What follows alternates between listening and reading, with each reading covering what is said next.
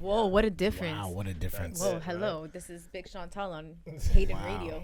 In the morning. In the morning. In the morning. Did you know I used to want to be a radio host? You know what? I'm not going to even take it off the paper right now. Who knows what's in the future? Yeah, no, please. I would love to see you as a radio host. That would be fun. I got a lot of shit to talk.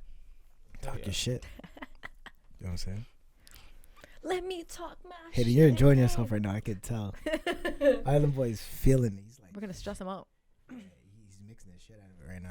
There we go. Yeah. There we go. There we Do go. your thing. I love it. There we go. Yeah, we're good. Okay, welcome to episode 11, the Island Diaz Potty. Whoa. Welcome. Wow. Welcome, Sponsored welcome, by welcome. Leisure Department. Shout Shout out. out Leisure Department. Shout out Leisure Department. I need some gear. I need some gear too. I definitely need some hoodies. Yeah, me too. Their hoodies actually go super hard. Fire. They're so fire. Good branding. So good. So I have Big Chantelle to my right. And Not then so big, but big. But not so big, but big. And then Yeah. I have Big Jordan on my left. Big Dot Jordan in the house. What? Yes, sir. See. So this is a fun podcast because originally it was just going to be Chantelle. Jordan came and stole my show. We had to. Hold We on. had to. It all just kind of It's connected okay, we come in properly. twos. It's all good. It was just so organic in a way. It really was. Let's talk about it. So, Jordan, where do we begin? How do we start this here? It's a story to tell for sure. It's a lot to talk about. It's a lot to talk. We have a lot to talk. We have a lot of stuff to chat about. so much. How you want to lead it up? So I How think we get here's the funny thing is that Yeah. Chantelle messaged me and is like, yo, my friend, his dad is trying to get in the LCBO with a product. I was like, Yep. oh, here we go.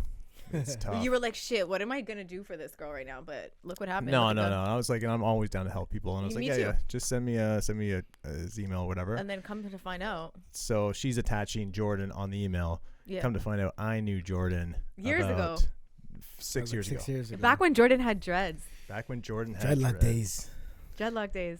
And that was funny because I met Jordan when he was just kind of entering the film industry. Really, right? Yeah, that was like at the beginning of the grind. And I think the grind just didn't stop from there. And then we came full circle, Full Yep. circle. which is a beautiful story. It's great. God is good. Mm-hmm. Always. All the time. And so Jordan's a director photographer. Yeah. And then Chantelle's a influencer. Yep. So here's one thing before we even get into like the other stuff.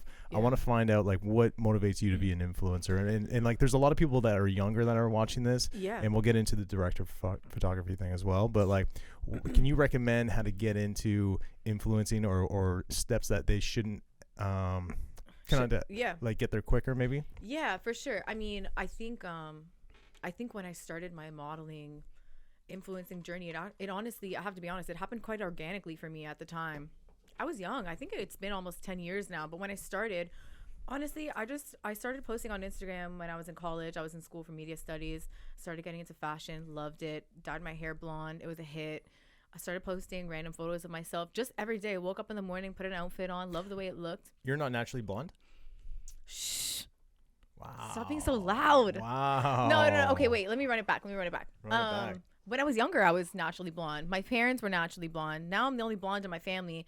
Once I hit like 16, you can see it, like my dark roots started coming out. Yeah. No, for so sure. when as a kid I was blonde. Okay. Now I'm not. Now I'm fugazi. Now this is money. I've been like gray for a You know- while since I was like young. Okay, but see, I pay for that color. You get that shit for free. No, but Looks good. on top though, and it's- it suits you. It suits you well. yeah, I'm distinguished. Yeah, like see, you don't have to pay for that shit. I have to pay a couple $100 every 6 weeks to keep up the schlook. True. You know what I'm saying? Okay. But yeah, I started I dyed my hair gray, and I think at the time that I started dyeing my hair gray, nobody else had gray hair at the time, and so people were like, "What is this? Like, what is this Yeah. look?" It's cool. It's really cool. But I now still so love many it. people do it, right? Exactly. But at the time that I kind of popped off, becoming an influencer and a model, it wasn't really prominent back then at the time. Got it, So got I kind of just had the leeway because I was one of the first, I guess, to have it. So with influencing, is that also your kind of so you're modeling, but you're also modeling a product, and then now there's like the whole TikTok style. Yeah, of see, everything. now I'm old. I feel like I'm 28 and I can't get into the TikTok game, man. I'm like, 36 so and I don't even want it on my phone. Mind but you, I have to I have TikTok, and I'm not gonna lie to you. I spend Yeah. hours on it. Like, I love the content that I see. I just think that I'm kind of growing out of the influencer phase right now a little bit. I feel it. Yeah. it used to be like a passion and a hobby for mine, and now it feels so forced in the sense that it's a job, right? Because I obviously create monetary value off of it, and so I'm taking a step back to find a little more inspiration again. But if there's anybody that's getting started, young people that watch me, which one thing I can say I'm so appreciative about when it comes to social media is the amount of community I've created for myself, and the amount of like I spend hours a day responding to my DMs on Instagram, right, talking to young girls. I've gone for coffee with some people that look up to me that I've never met before, and I love that community. I'm so grateful for that. Definitely just a lot of pressure though, when so many eyes are on you all of the time, especially when they're young people. Like I want to be a good influence and a good role model for people, but I'm also human. I don't wake up every day and like look amazing and feel amazing, and unfortunately that's the message that I have to portray in order to keep up my following. But if there's anybody that's getting started, be yourself. Like post consistently and be yourself, and don't think so much about it. I know that's really hard to do because social media, you compare yourself to everything that you see these days, and I can't even imagine like being 16 at this day and age right now, to be honest, because I'm 28 and I still have a hard time finding, confidence in myself at this age, even though I've been doing it for so long. But if anybody's doing it, be yourself, be authentic, and try your best not to compare yourself to other people, and make it feel fun, and don't make it feel like a job. Like I feel like sometimes I wake up now in the morning and like, oh my God, I gotta put on makeup and post this outfit today so that I can be consistent. And honestly, all of those posts that I do like that never do well because they're not authentic things. Like right, like we just started this podcast and Jordan took a photo of me and I was like, I like this photo, no edit necessary, post. Those are the ones really like I would let's go take a look at it. Right, like I just posted, no edit, nothing, no edit necessary. Like, do you think that's gonna do better? Way better. So we can talk about the analytics tomorrow in 24 hours, totally. And I'll show you like that's what gets the bag. It's truthfully. Funny because I was talking to someone who's a TikToker yesterday, and he said that my content looks too good. It looks too much like it's a commercial all the time, even though it's funny and stuff. But he's just like, fair. All I do is vlog. Well, hey, I just went and had Island Diaz. He's like, that's what people want to see now. That's I feel the exact same way, and that's really like. The photo that Jordan just posted of me sitting here on your podcast right now is probably going to do way more numbers than me like thinking about what am I going to wear today and posting it like and editing it for like fucking 5 hours for it to not even look like myself, I don't know. I like to be relatable to people, right? So as a DOP, would you ever post something that didn't look so good? Because all your stuff is beautiful, right? Thank you. It is. And it's fun because again, like I didn't know this is the first time I've seen him in 5-6 years, right? So what you've accomplished in 5-6 years is unbelievable. It's amazing. Thank you. It's awesome. I mean, people, you can look him up. Like he's absolutely killed Jordan, man, can I get your autograph? Yeah, we'll get that. I think it's crazy because like listening to you talk about how you affect your content. Yeah, I feel the same way but different. Right. Like I'm taking professional photos and moving images for people for a living. So my connection to sharing that is very difficult. I'm jaded in a weird way because like I don't even want to produce content for myself because I'm doing it for so many people. But in terms of like where I'm being drawn to organic content, I don't care to post, but if I do post, it is going to be from the rip, off the reel. That's me now, and I love that. Yeah, it's not going to be curated, and when it is curated, it's still not the same. Yeah. There's a time and place for everything, and I think there's a different way to curate your content. Yeah. One thing about me and that you're talking about, Chantelle, just being organically who you are, who you're drawn to be, who you're called to be. So where I'm finding most of my following is kind of gaining inspiration from is the authenticity. The organicness, I don't care, I'm putting it out. Yeah, because it's like so many people are like, yeah, but my website doesn't look good. But it's like, but you don't even need a website. If your word of mouth is working, then it's doing what it's meant to do. Are you trying to make content that looks good, or are you making content that is good? Right. And like one of the greatest things that a really good mentor of mine, like 6 years ago, I got really humbled because he told me, I was like, hey, I was going through some things in my career, and he was like, I really want to be more honest about your work, but you shoot Drake's music videos. Right. So I can't tell you if your work's good or bad because you shoot Drake. Right. And I was like, he's like, do you want to be an artist or do you want to shoot artists? And I was like, damn, that one would have hit me too. I would have gone home and reflected for sure. I went to Bali for a month and a half. Oh yeah, you told me this. I took off right away. I was like, I need to actually find out who I am. Yeah. Who am I as an artist? Did you ever get caught up in the hype? No. Never have, never will, bro. Yeah. I am the hype. For me, but I will say that it's easy to do that. It's easy. Sure. It's easy. Yeah. It's very easy because the job that you have is very exciting. It's very exciting, and it's a confidence boost, especially when you're so good at it. It's very easy to get caught up in the hype. Huge. Like, I don't really relate on the same level. Like, I'm not doing the work that he's doing. My work is more so self work, right? Like, I don't really I do produce content for other companies, but I mean, I'm always in the content, right? Like, you're doing other people's work, so it's a little bit different. But yeah, I would say like we see people get caught up in the sauce all the time. I see it all the time. All the time. And I don't really judge them, as long as you find your way back. Right? I think I have a few times, but more so when, not even in work wise, but just being in Hollywood sometimes and just meeting people. Like I met Dave Chappelle once, and I was just like, holy fuck, this guy's changed my life. Right. So, did you fanboy? I tried to act cool. I'm not like the coolest guy ever. You know what I mean? So like, but you're humble. What's that? Have you ever fanboyed with anybody? First time I ever met Snoop Dogg. Oh, so let's talk about it. You know what it was? It was Belly's video. Belly featured Snoop. RT directed it. I was maybe like 21. And, 21. Yeah. So I remember, I forget what the music video was, but it was RT's like 500 music video or maybe 100. Shout out to RT. Yeah, legend. So I remember Snoop just walked through the door. So they're all like, yo, Snoop's coming in. And I was the second crew. So I was gripping on it. I was gripping with like Bob Light, Australian Jack. And I remember when Snoop walked in and he was just smoking weed and with like two big fucking bodyguards. And I'm like, hey, what's up, Snoop? He goes, what up, cuz? And just walked right past me. I was like, holy fuck, man. I was like, that was the coolest thing in the world. And then I met Snoop Dogg a couple, maybe like 6 years after. Me and Chris Styles in LA, we rented a Rolls Royce for $3,000 a day. Stupid decision. Casual. Yeah, casual. I was just making money, so I was like, island boy money. The island money. No, this is before that. I'm not making money now. So then I remember we pulled up and Snoop had the same roll. So he was just like, he's just what up? But like again, I was like, holy fuck! Every time I meet this guy, I'm like, just like deer in the headlights, right? I have a very interesting story to talk about with fanboys. Yeah. Short and quick. Shot the movie Spirals, 9th iteration of the Saw franchise. Go check it out if you haven't seen it. Chris Rock, Samuel Jackson. Day one of Chris Rock, Samuel Jackson on set. I'm tripping. I'm like, yo, Samuel Jackson. Course. You know what I'm saying? I'm trying to show out, make sure I'm showing up. So boom, I'm like getting ready for the day. I'm lighting, getting my set up.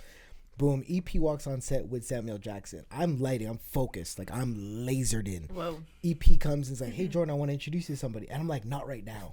Stop it, Jordan. I'm like, yo, Jordan. It's Samuel Jackson day. I'm not trying to have no distractions. No distractions. Like, tell me when we're ready to go because I'm an hour into my lighting and I got like another 35 minutes for a call. Yeah. So I'm nothing. I'm like, boom, I'm in it. I walk on set. I'm moving the condor outside the window, trying to get everything dialed in. Chris Rock sitting down, Sam Jackson sitting down. I'm like, damn, the whole set is dead silent. All I hear in the background is, are you ready now, motherfucker? Stop! And everyone on set, Samuel Jackson was like, he's like, you ready now, motherfucker? Because I didn't introduce myself. So I walk over to him like, oh my God, my apologies. I'm Jordan Oram. Nice to meet you. I'm excited. Jordan. And he just looked at me with like a smile and it gave me such confidence because he saw what I was doing when I blew him off. I wasn't doing it out of disrespect. You were working. I was focused. You were focused, yeah. And so those 5 days that I worked with him, there was so much respect because I was there for a purpose. Yeah. And I wasn't there to fanboy. I wasn't there to like have conversation. I was there to make sure that we made our day. Totally. And he said man, at the end of the shoot, he came up to me. He's like, you did a phenomenal job and I look forward to working with you in the future. And it just gave me a level of confidence in myself because I'm like, no one got me here other than God. Like no one put me in this position to make the decisions that I happen to make right now. Yeah. Anyone would have told me like, yo, it's Sam Jackson, it's Chris Rock, tippy toes. I'm like, I'm not on my tippy toes. I'm 10 toes down. I'm not on egg shocks. Like, same shit with Drake, same shit with Miguel, same shit with any artist I've ever worked with. It's always been nothing but love and respect. So when I think now, do you find that they give it back to you? Hell yeah, bro. Because I'm stepping in set, being like, I'm here. Yeah. Do you find that they're like that with everybody, or is it okay? Because I was gonna say I relate to that too. Like I feel like it depends on It depends on who they are. Yeah. Who they're speaking to, right? Yeah. You give respect, you get it back. Yeah, right? And a lot of people just don't treat these people like they're human. Yeah. And regular people, like yesterday, I went to the grocery store and I bought a homeless lady $300 worth of groceries, just because I was like, yo, I just asked her, I was like, hey, how long have you been here? And are you hungry? Do you need anything? She's like, I'll take whatever you can give me. And I was like, you know what? God bless you, Jordan. I just came here for some toilet paper. But you need it. You need it way more than I do. Yeah. And I ended up just, I asked her, she bring in her partner. I got her like I got her groceries. Jordan. I got her vitamin C. I got her some feminine products. I was like, you know what? Let me bless her real quick. Yeah. Because I'm like, what happens? I wish I need to be around more genuine people like you, because you inspire me to be better like that. You know. Trying, man. I'm just trying. Like, and honestly, my experience working on God's plan was very similar. Like, that's what changed. Drake's video. Drake's music video. God did. Well, God did, but not that situation. God did put me in the position to shoot God's plan. Right. And what was crazy about that is like seeing Drake off camera, dealing with that experience, giving to people. It was so genuine that I was like, a lot of people didn't see what he did off camera. He was still giving people. I was crying while I was shooting it. Yeah. The whole time I was filming, like anyone that was on set was like, I was in full out tears filming this music video. Did he give you anything? No, he gave me blessings, bro. Blessings. He blessed me. I mean, after that one, was that the first one you shot? That was the first Drake video. known music video I shot for Drake. I ended up doing Trust Issues behind the scenes, MMV or whatever. His first album. He did an album release signing. And I did it back in the day on Queen Street, HMV on Was Queen that with Street. like with The Weeknd, like that? Yeah. Style? That was the first time I actually got to work with Drake. Okay, cool. But I worked through Carla Hustle Girl, Shout the Hustle Girl. Right? That was a minute ago. Yeah, that was a while. minute. You know, so you never went to film school, right? Nah, I dropped out of college. I went to film school. How was it? How was that? Let's talk about that. I want to know what I got a film 43. like. No.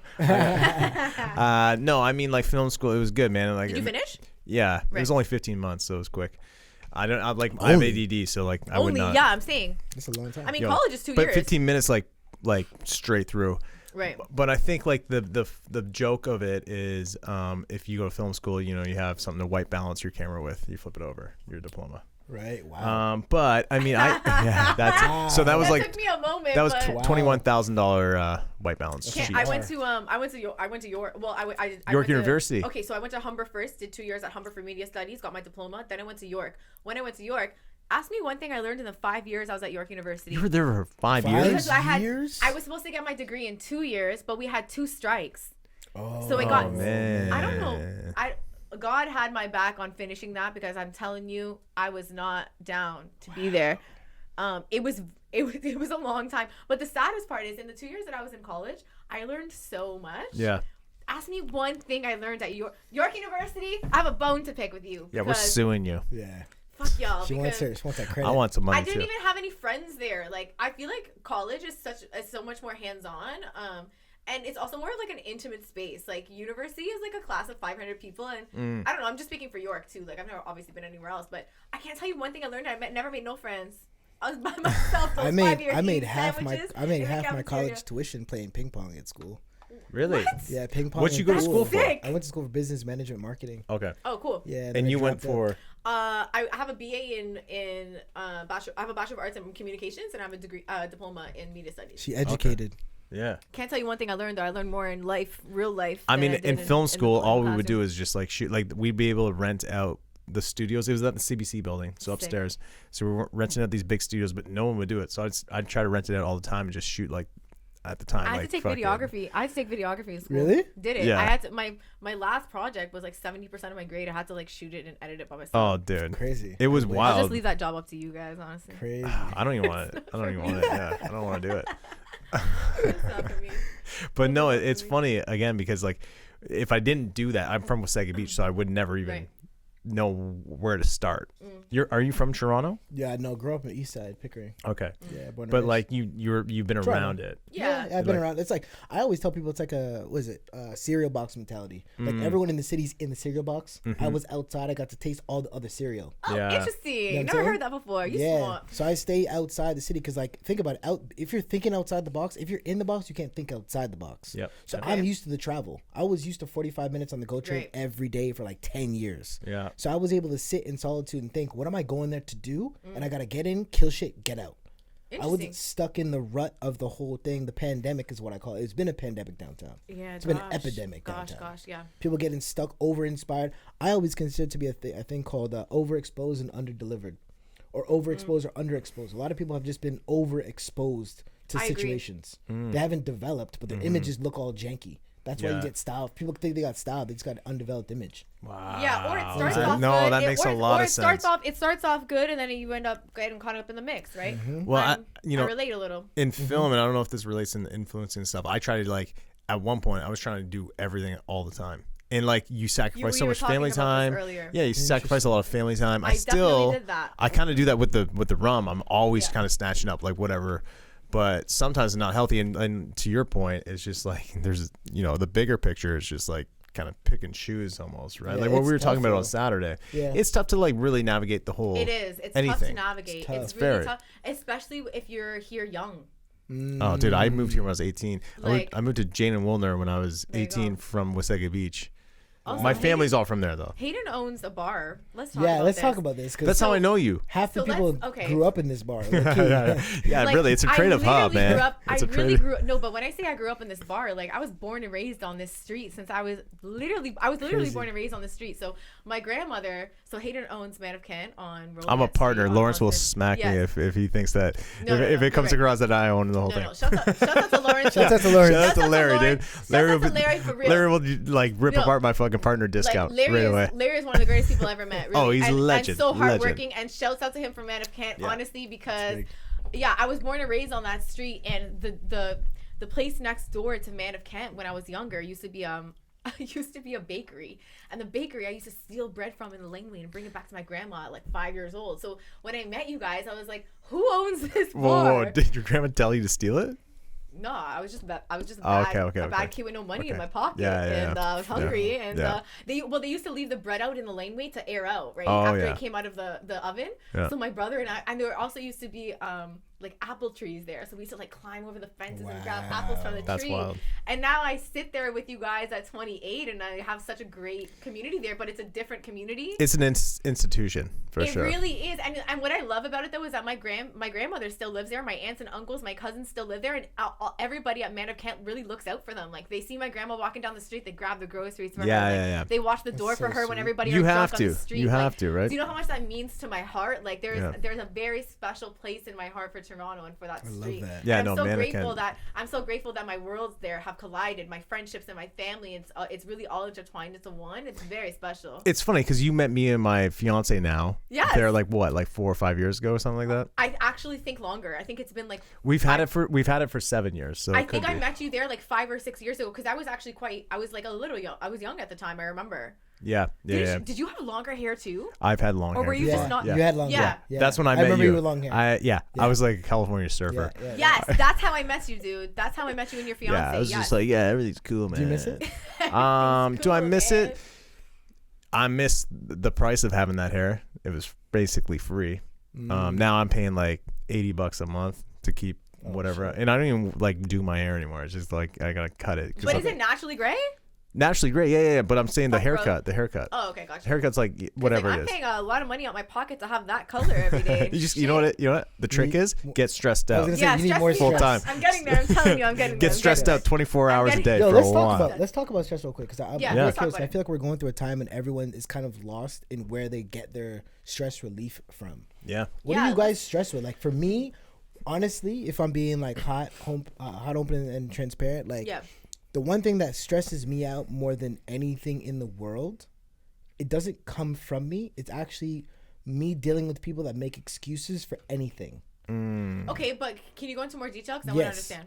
Like, for example, if I'm sitting down having a conversation with somebody and I'm trying to help them with a situation and they have excuse after excuse after excuse. I have to work. I can't wake up early. I can't commit to this because I don't have the resources, don't have the money. It's like, okay, well, you have the time. I see you scrolling, and that stresses you. It stresses me out because I'm like, I know what it's like to not have time, resources, money, availability, like sleep, food, water. Like, I know what it's like to be stressed, to struggle, and be depressed, and be like feel like it's all over. So don't you feel like maybe that's what they're going through? Yeah, but what scares me about that is they're not even willing or able to talk about it. Okay, so here, let me talk about that though, because I feel like the person that you're explaining, I used to be sometimes. Tell me. Like in the sense that I used to, how do I say it? I'm trying to articulate my words properly and carefully. I didn't want people to know what I was struggling with. And so I would make excuses that I'm sure now that I look back on the outside looking in, you could probably tell they were excuses, but physically I couldn't get out of bed sometimes. I didn't have the money in my pocket, but I was too ashamed to tell somebody that I wanted the help or that I was struggling, and so I would mask it. And I still go through that every day. And me too. And that would stress me out, especially because of, I don't know about the people that you're obviously talking about. And God bless you though, because I feel like you helped me get out of that struggle right now too. You know, and we'll talk about our church journey after, because my therapist fucking dips, so I'm gonna be calling you too, bro. So we gotta bring up the church, man. I'm coming to church. I used to spend my Saturday and Sunday mornings hungover as hell, and now I get up on Sunday morning and I go preach to God, and let me tell you, it's life changing, and I feel so fulfilled, and Jordan plays a big role in that for me. So that's something I wanted to get into. Let's get into it, because that is the biggest topic I would love to talk about. That's kind of how this really happened within like 3 days. Yeah. Is there more ice? Yeah. Before we talk about God, I need another. Yeah, because honestly, this is a good conversation. You want some ice? Yeah, actually, yeah, please. That's the last of the ice. I need some more mix. I need some more sorrow. You mix it. You mix the sorrow really well. Island Diaz. It's good, right? Nah, it's a vibe right there, yo. Did we shout out this sorrel? We got the sorrel and the island mix on the ones and twos. Hold on, we got the sorrel right here. We'll talk about it. It's a generational mix of my father. Come back from my father's mother's mother's mother. It's 3 generations back. My father passed it down to me, so I decided to roll it out. And you know, we're seeking to get it into LCBO right now. So for anyone listening to the podcast, if you have access to resources or looking to invest in our process, in the process, you know what I'm saying, holla at us. But it will most likely have Island Diaz connected. So wherever I go, he comes. Boom. You know what I'm saying? I love that. Look at community. Look at God. God's great. There you go. But yeah, Hayden, I'm very curious to know, because this kind of started our journey, and so. Yeah, I'm very concerned, connected, not concerned. Yeah, let's talk about what you've. Okay, so yeah, like I said earlier, is Chantelle was saying, hey, my friend has this product that he wants to get in the LCBO. I said, yeah, well, hit me up. So that it all got connected, and then I asked Jordan. Jordan came to the distillery, Nickel 9 Distillery, which is 90 Cawthra. So if you need bottles, go there because they sell them. And a lot of people don't know about that. So when he got there, I'm like, so how do you know? I think he asked me, he's like, how do I know Chantelle? And I said, through Mannequin, through the bar. Yep. And he's like, I live there. He's like, I forgot you. Yeah, you're a partner there. Yeah. Shout out to Larry. And I'm like, yeah, shout out Larry, the main owner. Yeah. He's gonna kick my butt. Damn. Yeah. I didn't mean it like that. Shit. Yeah. And then I was like, how do you know Chantelle? And he goes, well, we through this prayer. Yeah. God. But God. you run a prayer. All right, so I'll talk about it. I don't know. I'll try to keep it short, but I can't keep it short. No, you can't. I tell stories as a storyteller. All right, so boom. This year I started the year off, and usually I like to start the year off by giving the first 21 days to God. Really? So I did a 21-day prayer and fasting. Okay. I did it last year with a church that I work with. I don't work with, but I worship with online, Tulsa, Oklahoma Transformation Church. And so we had this devotional, and my friend was like, yo, you should really start your own like prayer community. And I was like, you know what? God has always been a thing in my life, but I want to make it a priority in my life. It's like, all right, cool. So I started this WhatsApp group, and I just went through my friend list on my Instagram, and I was like, who can I invite to WhatsApp? I DM'd Chantelle about her rosary. I'm actually wearing it. I wear it every day. And I was like very inspired by it because I saw faith. So I was like, where'd you get it from? And I was like, I want to start making rosaries. I just started making changes like a hobby. Yeah. So I was like, all right, cool. I think I can reach out to her. So boom, I added her into the group. We've been doing these devotionals and 9 a.m. prayers for 21 days every single day. So we didn't eat from 10 till... you guys pray together? And is this an online thing, No, it's a WhatsApp group. There's a bunch of us. We met every morning at 9 a.m. on a phone call. That's how we started our day. That's how we started our day every day in January for 21 days. We didn't eat all day, and then we would celebrate at 7 p.m. We would worship first. And then you would have a meal? And then we would all eat, and we would send each other our photos of our food. And it was just... It was amazing. It was amazing. It was transformational. Like that. At the end, let me finish the story. Yeah, so boom, we did 21 days, and then I was like, you know what? We need to actually have a dinner. So I created this thing called the First Supper. So it was like the first supper for all of us to just physically get together because we've been digital for so long, and we all came in, got a space, got a chef, bring some food, and we all just sat down, broke bread, and we all just connected. Beautiful. Like my father came, worship, said a word for everybody. Chantelle and I were just able to connect because I'm like, we never hung out and kicked it. No. Like, I think about how many people I know in the city that I've never sat down and broke bread with. Yeah. And let me tell you, it was a beautiful way to get to know each other. Really, like it was wonderful. It was the start of a really great friendship, and it's crazy because when Jordan had invited me to this group at the time, one of my things that I wrote down for 2023 was that I wanted to reconnect with my faith and reconnect with God. And I feel like I don't really have any friends in my life that I can share that with. And he just, God put him in life at the right time to have somebody to have an outlook to talk to about it. And it really guided me in the right path to stick on it, because now I wake up every day and the first thing I do is start my day with prayer. Yeah.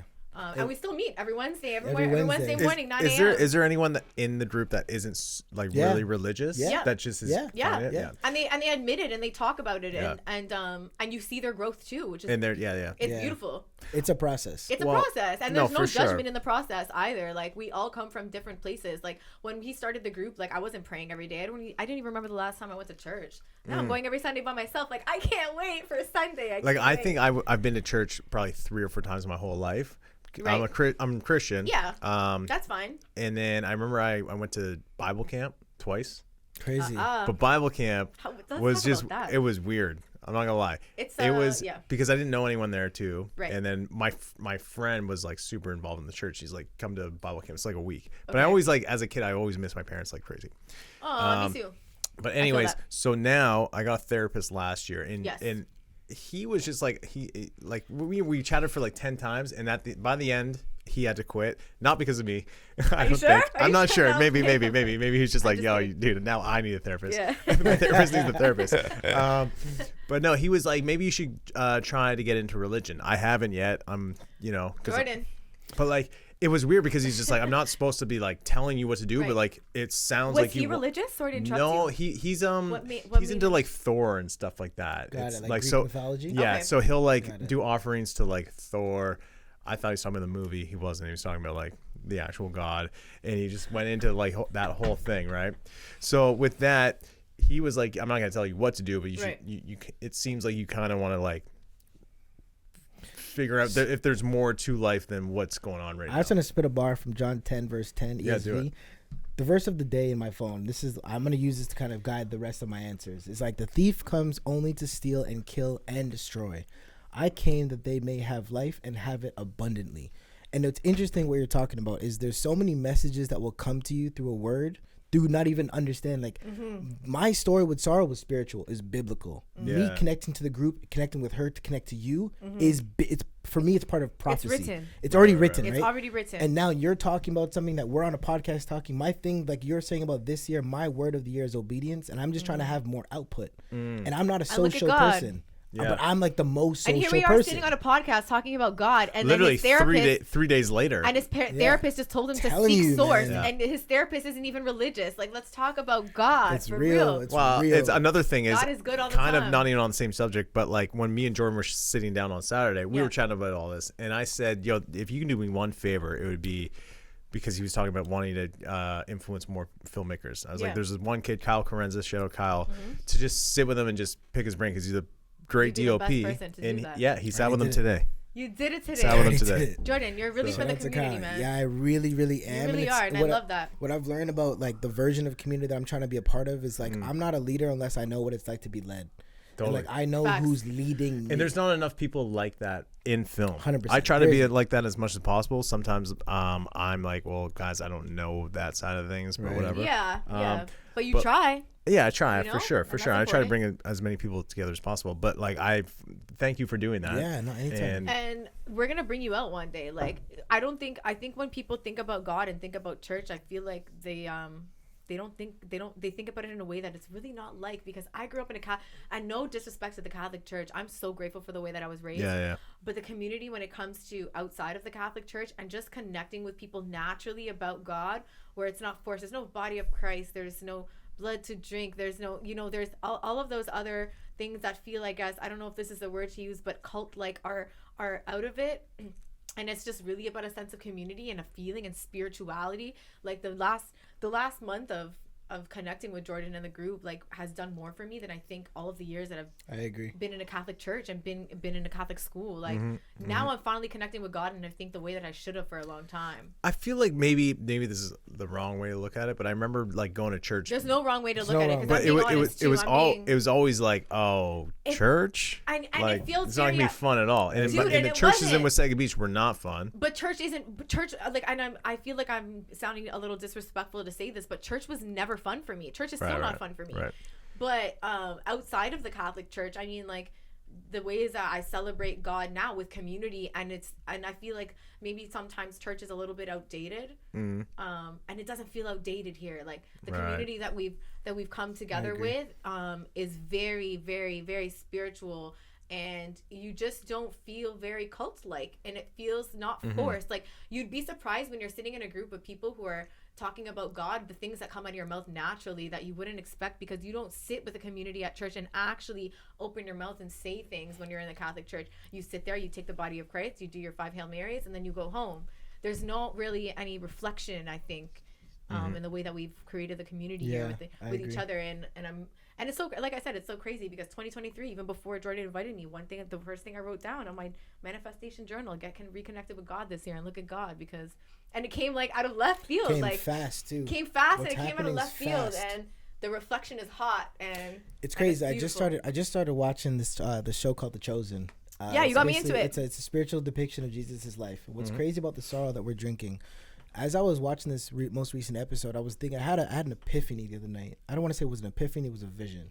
And I've had a couple of visions surrounding this sorrow. But what was wild is I just had this batch. This is the 3rd batch that my father has made this year. Thank you for sharing, by the way. Of course. Thank you both. The first batch, it was good, and it got the idea out. The second batch wasn't so good. The 3rd batch is the best batch I've ever took. But what was crazy about that is really all sorrel is water and like a fruit that's fermented with ginger. And in the Bible, Jesus turned water into wine. And sorrel is water, and it ferments and becomes wine over time. Right. So when I started to connect that, I was like, whoa, like this is for me, I was like, this is crazy. One, because there's a monopoly. There's nothing like it on the market. It's true. Well, even like our partner, Chris at the distillery, he's like, I've heard people try to do it, but like no one's actually done it. I was going to say, I've never seen sorrel. Is sorrel even in LCBO at all? No, I don't think so. Not at all. You know what? Let's go. I think there's a sorrel brand that's non-alcoholic gins and stuff. I think maybe, or maybe, I don't even think it's sorrel. There's Red Stripe and sorrel. Yeah, Red Stripe. Red Stripe they just added like a version of it. There's nothing like this. No, let me ask you this. So you just said water, sorrel, and then ginger. Now, if you let it ferment enough, will it? Yes. It will have alcohol? Yes. Okay. Yeah, your dad was telling me that at dinner the other night. It's actually better, but if you put alcohol in it, it preserves the fermentation process differently. And the alcohol would be rum. Yes. Shout out Island Diaz. Shout out Island Diaz. We got a new product coming out. Shout out Island Diaz.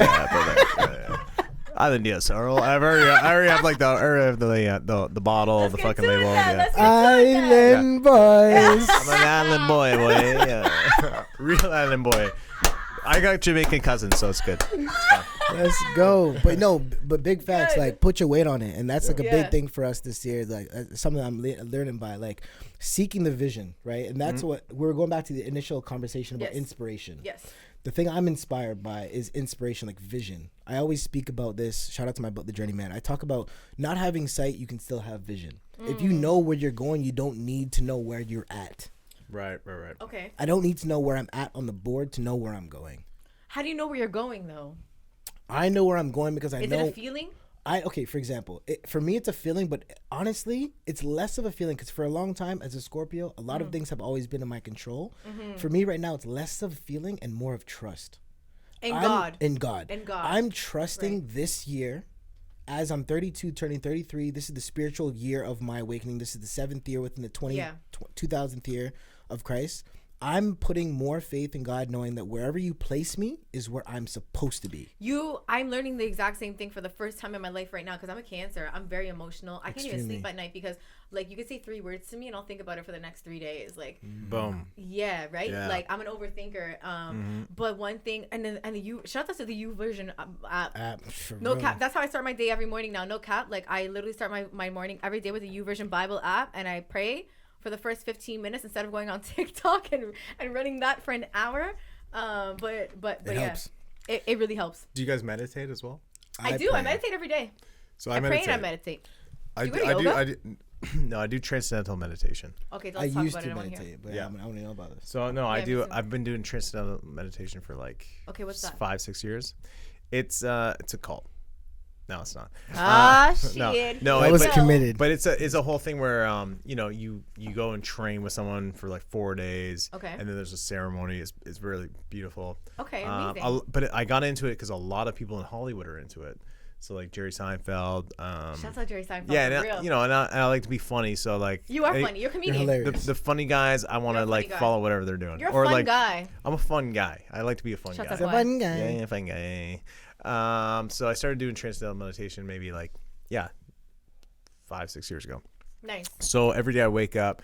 Right now during the week, depends on how many ideas I have the night before. I'll wake up at 4:45. I'll go to the gym. Yep. And then I'll go work out. Wait, what time do you wake up, you said? 4:45 a.m. I wake up at 5 too, actually. Wow. I love it. I wake up at 5 a.m. every day. I love it. Today I woke up then. I actually wake up naturally at 5 a.m. now. No alarm necessary. I woke up at 3 a.m. today. I wake up. I actually don't sleep very often. Really? No, I need sleep. I'll take naps. Trust me, I need it. Do I have black eyes right now? Like I need to sleep. No. It's a makeup. Sorry, continue. So then I'll go to the gym. Then the gym has like a shout out Altea. Altea gym? Yeah. They got expensive, bougie. Yeah, bougie. But hopefully they see this and cut me off. Altea gym is so beautiful. I need at least 50% off. Okay, Altea gym it's is amazing. So beautiful. Do it's you guys like have a guest spa. passes? I'm trying to go. Yo, guest passes cost me like $50. Yeah, my best friend Micah. Shouts out to Micah. Micah, I love you. Micah who? Micah Villarico. The Filipino girl? You met her. Yeah. Micah. My girlfriend loves her. She loves you too. Oh my Your god. fiance? Micah. Fiance, yeah. Whoops. Listen, my fiance. Your fiance? It's new. Congratulations, first of all. Thank you. He just got engaged. Congrats. You know, he met her. He met her. Okay, I love her. go. Oh, his fiance is absolutely She's wonderful. amazing. Yeah, yes, Micah and her are actually very much alike, funny enough, so I can understand how they get along. Yeah, totally. Micah goes to Altea. Okay. And Micah's all about abundance. So I keep telling her that I really want to go to Altea. She's like, everything in abundance, just trust the universe. The universe got you. No, it's awesome. You honestly, just walk into Altea. Yo, today I had like a day where I'm like, I'm just gonna work out for 20 minutes, and then I went to the hot tub. I went to the hot tub for 10 minutes, and then I went to the sauna for 10 minutes. Nice. Then I went to the cold room that has ice in it, and then I had a cold shower for about 10 minutes, and then I went back into the hot it's tub. worth the money. It's worth the money. For me, yeah. By the way, I jump in cold tubs a lot. Like, oh my gosh, I just started shit. doing it. I did my first one on Friday. I did one on City TV for The Well. Shout out The Well. Shout out Ron and shout out David. I need a discount on these cold baths because I don't got the dollars in my pockets to be paying $100 to sit in the cold bath, but I love it. Go to the thing. Go to the lake. The lake? Yeah. A couple of my friends have been doing it every Saturday. It's amazing. Should we do it? You guys want to start it Saturday? No. Jordan, come on. Get a tub, put it in your backyard, fill it up with ice. That's boring. It's what? That's so much better. No. I have a pool actually. Okay. I have a pool. You're doing it now? I do cold showers. I do cold showers every day. Yeah, and it's cold like showers are I 3 love minutes. them. Now here's the thing: do you work out? Yeah. Okay, Not as much as I used me to. too. Yeah. So supposedly, if you're working out and trying to build like a lot of muscle, like I am, and you have a cold shower, excuse me, yeah, I'm laughing it's too. a ginger. No, I'm laughing too. It will stop your muscles from growing, really. So so like if you're gonna do cold showers, do a cold shower and then work out with weights, and then do I warm. zoned out for a second. ADHD. Can you say this again? So if you're gonna do cold showers and stuff, and you're trying to build body mass, breaks down your muscle.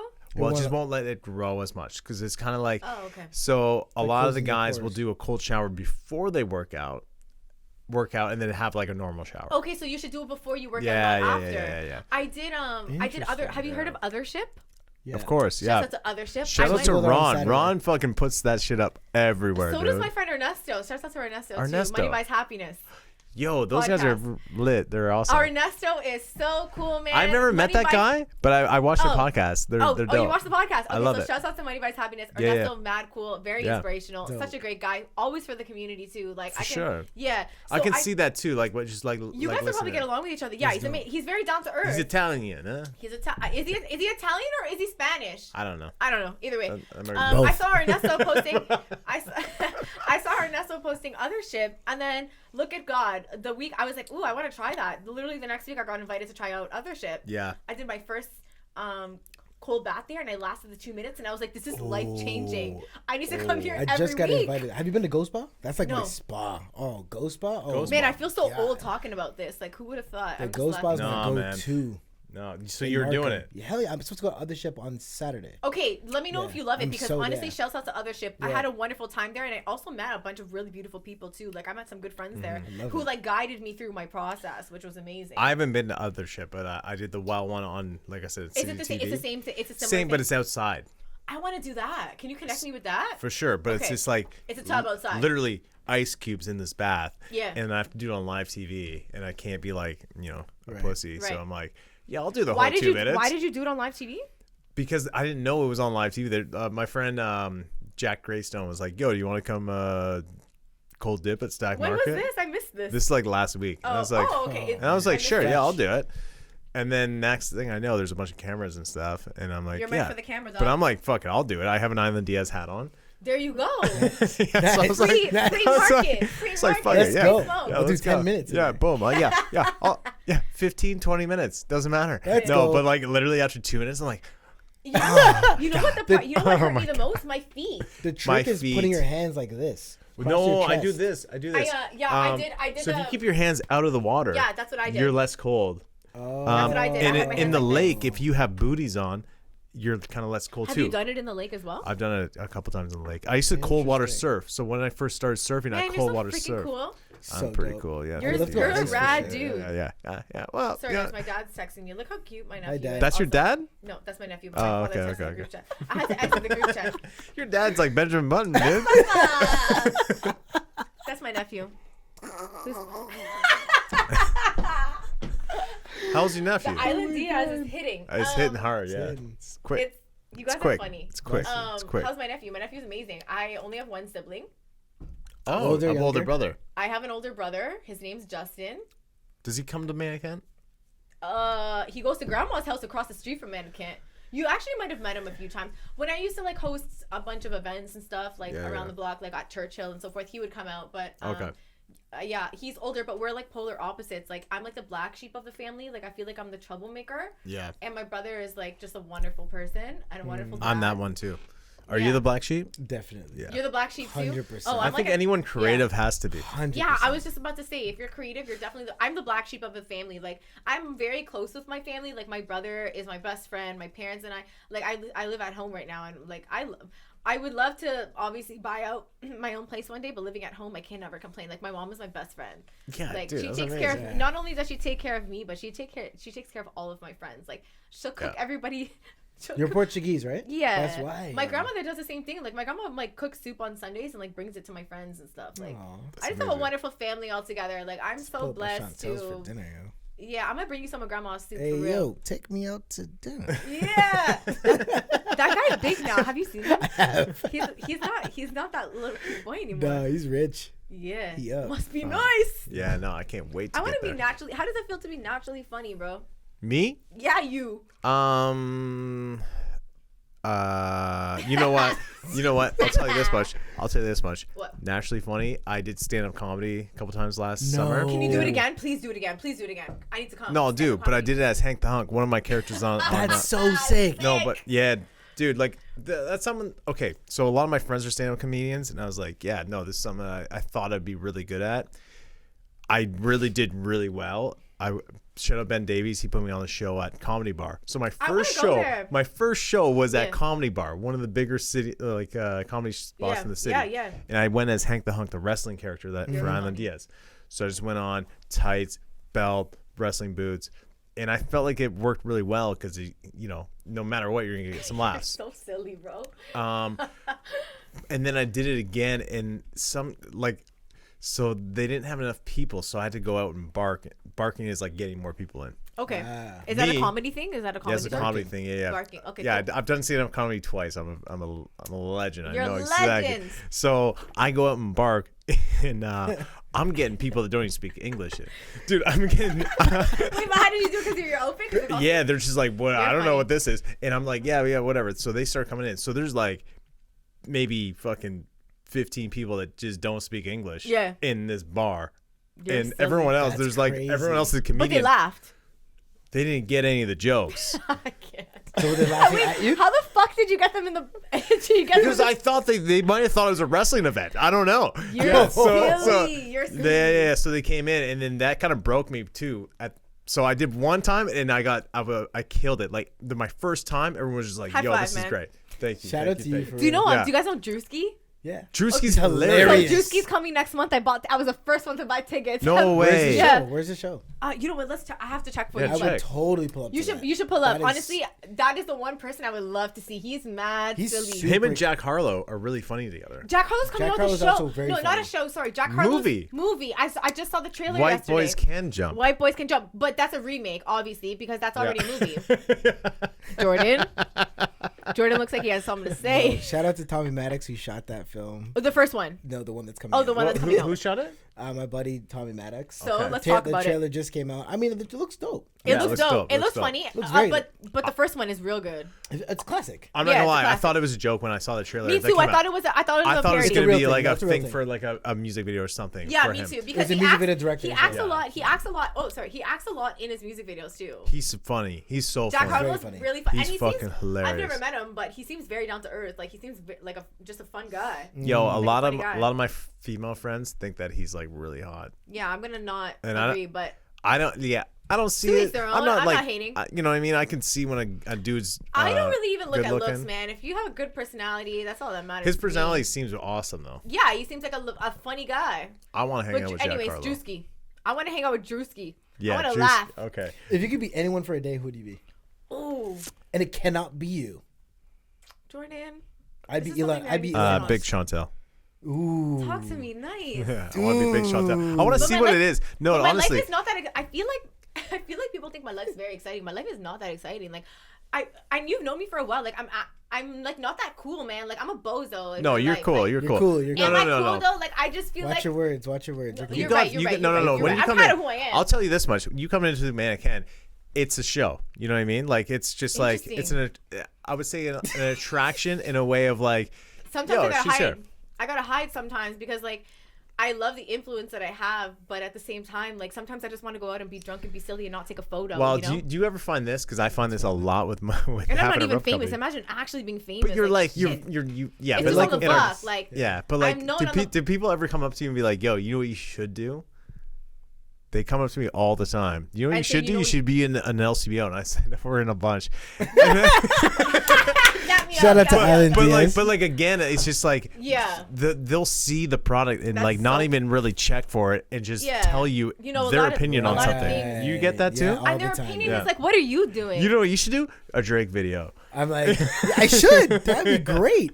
But people don't really do that. People really don't. But I think like our professions are obviously a little different. People don't really do that to me. But I notice that like when I meet other influencers per se, they're not very humble people. I feel like club gets to people's heads sometimes. And you're very humble. That's one thing. But that's because I don't feel like I'm anybody to not be humble. Like I don't feel like I need to not be humble. Like what am I doing that's better than what anybody else is doing? I'm not fucking famous. I'm not like I'm very proud of who I am, and I'm proud of the work that I produce, and I'm proud of the fact that I inspire people. Never does it ever give me a right to act too fucking cool to have a conversation with you. Well, trust me, I met a bunch of influencers, a bunch of DOPs that really, and both of you guys are very humble. I think that's why we get along. And we also come I haven't seen him families. in 5 years, and he's the exact same person, which is great. Yeah, and I think that doesn't always happen, right? And also I think it has a lot to do with my upbringing. I have a beautiful family that I come from who will never make me forget where the fuck I came from and who I am. Right. That's like important. I still come home to my mom's house right now. Like I'm humble because I'm humbled in my real life. Like. Don't ever think that that 50,000 followers on Instagram relates to $50 million. Like it's not like that. Yeah. And but that being said, when I do go out, sometimes I want to go out and be silly and like not take a photo. True. I want to look ugly and drunk sometimes and have fun and be silly without a photo. Without having to worry about the fact that every time it's turn been around, documented. It's always documented. That's funny because I remember the time we shot the commercial at Mannequin. Yes. Did someone ask me for something? No. I was like, let me take a photo. I think it was your first time trying Island Diaz. Maybe not. But it was. But then we took photos outside. That's different because like we're homies and stuff like that. Like I'm talking about people that don't know me and they're like, oh, you know, you're Big Chantelle, and I love that. I love to, don't ever get it twisted. I love to meet new people. But sometimes like I'm drunk or I'm not in a good mood or I don't look good. and then it ends up on Instagram the next day. Like, but it also goes with your brand. You're right, it does. It's authentic. Right? It's authentic. Mm-hmm. You're right. But also, like, I'm insecure. Everybody's a little bit insecure. Sometimes I just want to wake up in the morning and not put on makeup, or I want to go out with my friends in my sweatpants and not have to worry about a photo being taken of me and me seeing it on Instagram the next day. But you in sweatpants is a vibe. It's really a brand because I'm in my sweatpants. It's a vibe, yeah. I don't know. Some those sweatpants are also like pretty fucking dope. Thank you. They're like corduroy sweatpants. I'm gonna say it here for the first time. Yeah. I'm gonna speak it into existence. I've wanted to start a vintage brand for a very long time. Okay. We're gonna make it 2023. God's gonna make it happen. Yeah. I could see that. I was a little bit too insecure. I had a business planned out last year for it. I think I was a little too insecure at the time. Sure. You know, life happens to get it done. This year, I'm just like, I started off making money on Instagram because everybody loved my closet. Might as well sell the closet. 100%. That's dope. You know, that's very dope. Yeah, let's do a showroom. Let's let you guys shop my closet. Now, okay. How does it work when like someone wants to hire you for said ads? Yeah, so right now, you have an agency? I do have an agency, Counterculture. Shouts out to them. Counterculture. Yes, amazing agency. They kind of handle, I guess, the majority of the content that I'm producing right now. So they handle all of my contracts and so forth, and they do the outreach for me as well. Now, are they ever giving you tips and tricks and stuff, or is that all you? They'll give me. I mean, when I'm hired by a brand to create an ad, there's always a creative outline. Yeah. But for the most part, they're hiring me because I do things authentically myself. So when I see photos of you and it's an ad, are you usually getting a photographer yourself, or do they send someone? I shoot that shit myself. Really? Yeah, all of it. They'll never send me a photographer. Yeah. No. Yeah. No. They'll never. So you do that. That wouldn't be a part of my brand. Like, yeah. People love me because it is very consistent, right? Is it consistent? Like, it is very consistent. Love it. Yeah. I think that people hire me because of the fact that it's relatable and it's authentic, right? Like, I don't edit my photos. I take my photos at home. My mom takes half my Instagram photos. Shouts out to Mama, for real. Yeah. Like, you know what I mean? I love it. Yeah, love it. But I think it's very relatable. It's not a show. It takes me 5 minutes to create, to shoot a photo for an ad, but it took me 5 years to create the brand. That's what you're paying for. You're not paying for the 5 minutes I took to that's the whole thing, man. Photo. Well, with Island Diaz, I can do a $150,000 ad for, 25 grand, but it also took me 17 years to get there. That's what I think people don't understand. So a lot of honestly, a major brand reached out to me one time and asked me for an ad for like $200 or something, and I was like, this is my rate.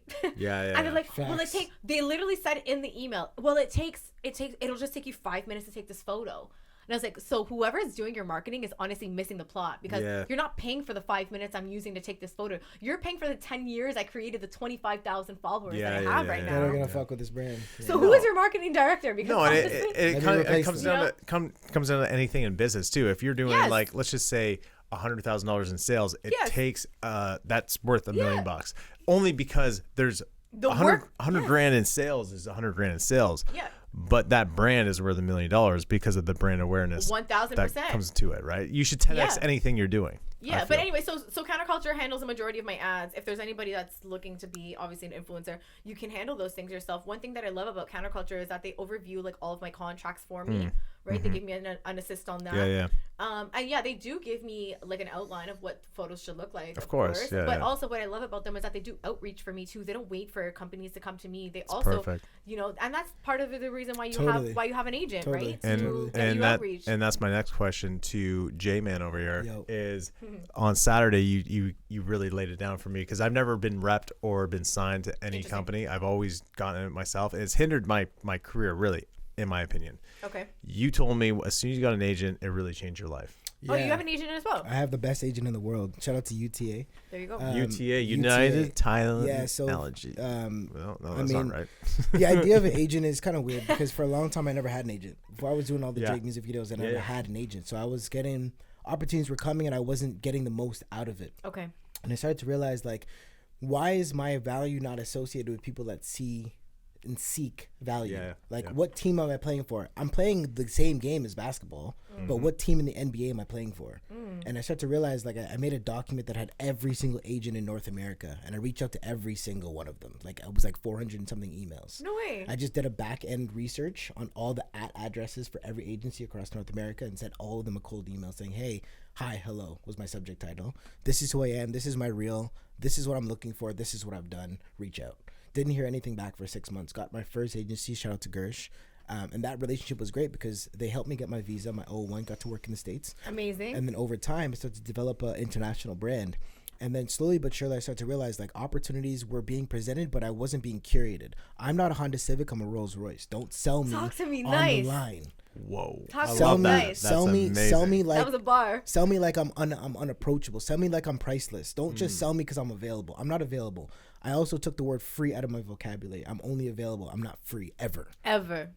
Don't use that name and me together. But going back to understanding of the agency, where the agency created value similar to yourself, the outreach, the relationships, the rooms that my name was not present in. Yes, exactly. I started to realize like, whoa, like I can do my own outreach and I can develop my own relationship. But if we can't come to the same page and develop a plan that works for both of us to make money, I don't care.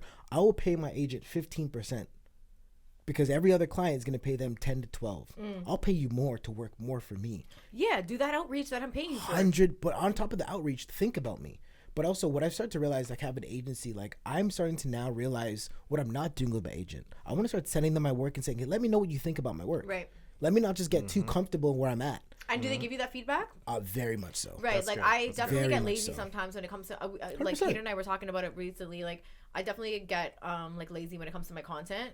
Right, my agent will definitely be like, hey, you're owed this today, or hey, you missed this date. Right. It's definitely easy to get lazy. And also again, it comes with like self-confidence, right? Like how do you seek that? How do you find what makes you drive to make the content at this point? Right now I just took a moment. I took a moment back. And Hayden and I were talking about this before you got here, like when I don't post for a week, that downgrades my rate, right? Because the analytics go down. So like your analytics, so like let's say somebody reaches out to me like for a brand deal, sponsorship, whatever the case is.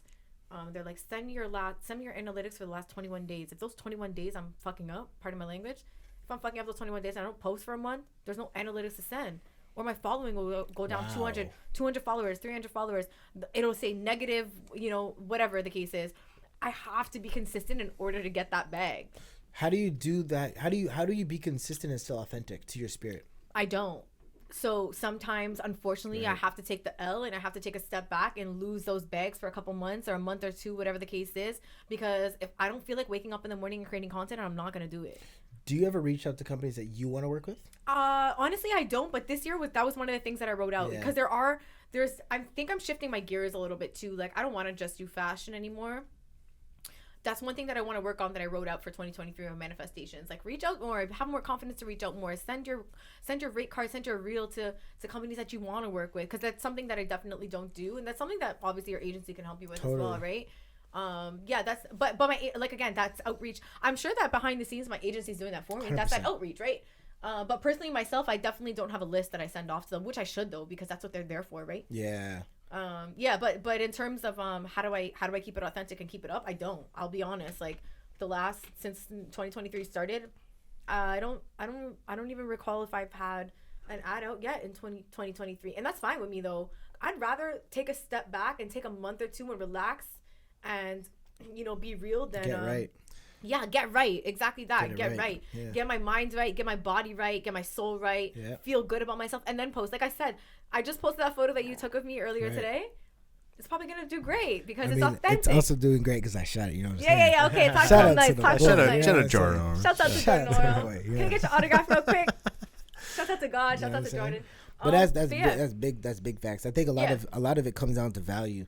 Yes, a lot of people, 100%. I was meeting with your homie today, and I was just telling him like, bro, don't just say yes because you want the money. Say yes because you're the right person for the job. Yeah. Stop. So we have to kill this yes men culture in the city and in North America. I used to be like that. We need to dead that. Like fight for what you want from an artistic perspective. Yeah. Also, like it's okay to say no. 90% of the opportunities, but I'm looking for that. People don't want to say no because they want to make a bag, right? Like I think they're scared of not ever getting that bag again. That's kind of my thing. That's like me. Like me saying no. I say no now, but like coming up in it. I definitely say no. As a director, and I was a DOP for a bit. I did like you did it all. camera. Jack of all trades. Well, that's how I figure out the audio. No, it's just like you're kind of like scared, and you scared. And the thing is, everyone in the film industry would like until now. I feel like a lot more people are trying to like be open and be like, yo, you can do whatever you want. Before it'd be like, oh, you're never gonna be able to do that. You got to say yes, or you're never gonna, or no one's gonna call you. And that stuck with me for way too long. You're right. And to talk on that, like, I used to be a yes man to everything. Yeah. And I used to, like, force myself to produce content because I knew that I had to have it up in order to be consistent with analytics every week. And then that content would do shit and I would look like shit. And that's what really ruins your brand. Yeah. I mean, with Island Diaz, we release content daily only because. Yeah, but that shit's lit. Like, it's authentic still, you know? I'm pushing myself, though, too. Yeah. One thing now with the podcast, I can pull, like, 5 clips out of this. Yeah. And that's 5 days into my week. Right. So now that's good. Yeah, how's it going? How's this podcast going? It's good. Right Yo, YouTube put us on the recommended list maybe 2 weeks ago. Good? I feel like this one's gonna be I could talk forever. Epic. Yeah. Jordan, I think Chantelle, can you look at how much time we have on there? Yeah, let me see. Wait, 2 hours 11 minutes. No. That's how long it's up on the play button. See the play button on the left? 9 minutes left. 9 minutes left. Okay, right, we're gonna wrap 9 this minutes up. of content. Okay, anyways. So yeah, Island Diaz, we shoot a lot. Blah blah blah. Yeah. Island Diaz. That's over here. Island Diaz. Well, let's talk about. Yo, we got fucking boom. We got the fucking Island Diaz phone, dude. Talk to me. No. That was So yeah, no, we push content heavy. Only because I can, and I will keep doing it. But it's authentic, though. It's working, though. Hayden. It's authentic, and it's working for you, and you're in your bag right now. You're inspired right now. That's why the content looks so fucking amazing. We've been doing it for years now. Yeah. A couple of years, content like almost daily. And then a TikToker friend of mine told me yesterday that your stuff looks too good. You should dumb it down to like. But it's working, is it not? It's working, but I think with what he's saying is what people want to see right now, and that's kind of like this is authentic. This is real. This is, but like so when it comes down to like the commercial side of it, okay, maybe it looks like too much addy. Okay, like too much makes ads. sense. So then find some influencers. Yeah. To put the product. Yeah. Well, Chantelle said she was gonna do it. I'm gonna do it. What do you want me to do? Talk to me. Anything you want me, you would want me to post, I would do for you, like no questions asked. I know. No dollar You know involved. what? You know what like, we'll do? We'll do some of that mannequin. We'll just do like a whole mannequin. Mannequin. I love it. Shout out to Larry again. We'll do mannequin. Pies by Squires. I'm gonna go to mannequin tonight. Really? Yeah. I'm down to pull it. You wanna go? I'm down. Let's go. Yo, I just want to talk Hayden, about let's I want to talk about the bag real quick because some piece of advice my boy gave me like maybe 6 or 7 years ago. Okay. He said like, shout out to Dukes. He's like, yo, Dukes, how much he's money? in the chat. Yeah, how much money you want to make for the year? I'm like, I don't know. I'd be cool with like a 200 piece. And he's like, all right. God damn, so look at you. Charge X amount of dollars per shoot to get to that. So I broke it down. My math was like, all right, but I want to make 200 piece this year. Let me break that into 4 quarters. I want to make 50 piece a year.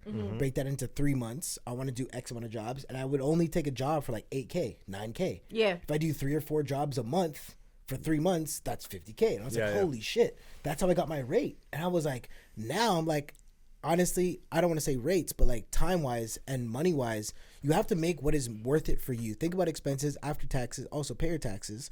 You have to be thinking about the shit that you want to be making financially to at least allow your commitments to be worth it. Because I think the saying yes to every bag is fucking up your brand. It's fucking up how you want to be. It's fucking up your brand. Because it's fucking up your brand 100%. Because not everything fits in the puzzle piece. No. You know what I'm saying? Like, No. not everything fits in the puzzle piece.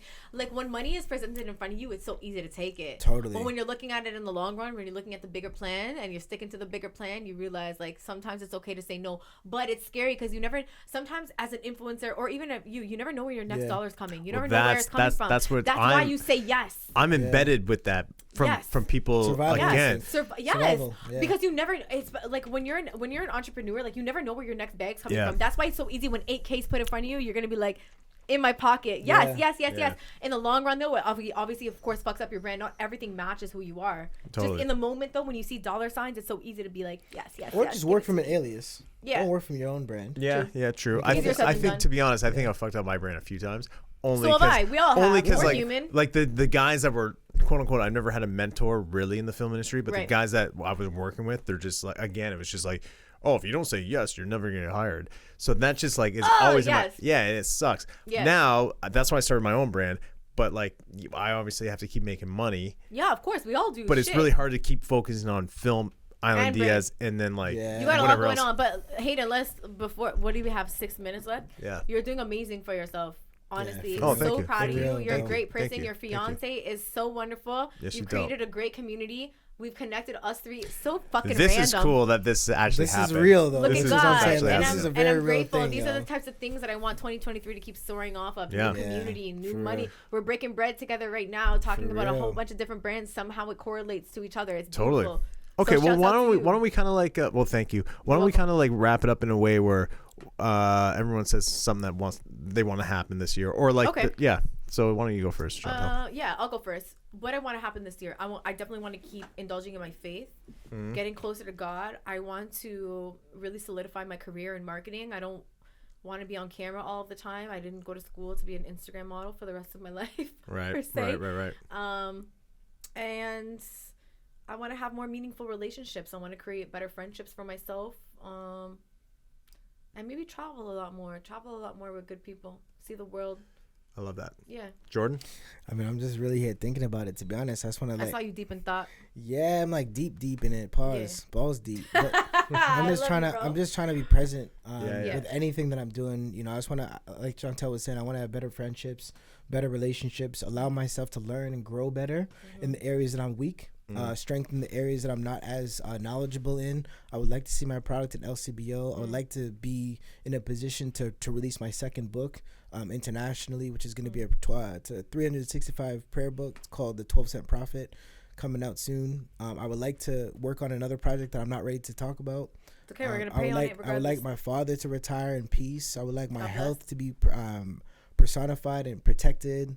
I just want God's prophecy to come through in my life, but genuinely I just want to be able to be present for all the blessings and all the defeats. Yes, you're right. I want to be able to acknowledge when I'm not winning, and I want to be able to identify when I'm not in control, because I don't want to be in control. I want to know that wherever I'm at is where I'm being guided by, because oftentimes I'm always in control, and if I'm in control, I'm often fucking up. You know what I'm saying? I'm rushing shit. I'm putting things out before they need to come out. I'm just like, fuck it. No, for sure. Now, fuck that. I don't want that. For sure. You know what I'm saying? What about you? I want Island Diaz to really get to that next level. We've done really well so far, but it's going to get to the next level. I want to start saying no. Yes. And start figuring out, again, I want to get back onto the film tip of like, you know, I do funny ads, so I want to just really like push that, or funny movies or TV shows, and then just like start taking more time for myself, which I suck at doing. Like family time is super, like I sacrifice family time over anything. You're working on your brand right now. You're working on your career. You know, but like even with like my older heads, my dad and whatever, like their health is not like the greatest. So I want to like you know, be there more for them. For sure, and not that I say that I haven't been, but like I understand you. It's hard to get caught up. You have a career. You have a huge brand to uphold. You have a career to uphold. Yeah. Family's the most important though. They're not going to be here forever, right? So yeah, and we'll hold you accountable. I want to be bigger on TikTok. No, maybe I don't know. I want someone to be big on TikTok that represents Island Diaz. Thank you guys for coming. This was so wonderful. This was fun. Jordan, this is great. Give us a prayer right now. Talk to him. Dear Father God, I just want to protect everybody here, Chantelle and my brother Hayden. Just protect us and guide us into your mercy, your grace, and your kindness, Lord. For everyone that is listening to this podcast, may you be present with them in this time. May you cover their body, cover their mind, cover their soul, cover their spirit, cover their eyes, touch their hands, watch their blessings, look at their notes, take over the spelling mistakes, take over all the parts of the life that they do not control. Take control of your life. May they see you and guide and find faith and trust in you in this time, Father God. I protect you. I give you honor. I give you praise. And I give you glory. In Jesus' name, I pray. Amen.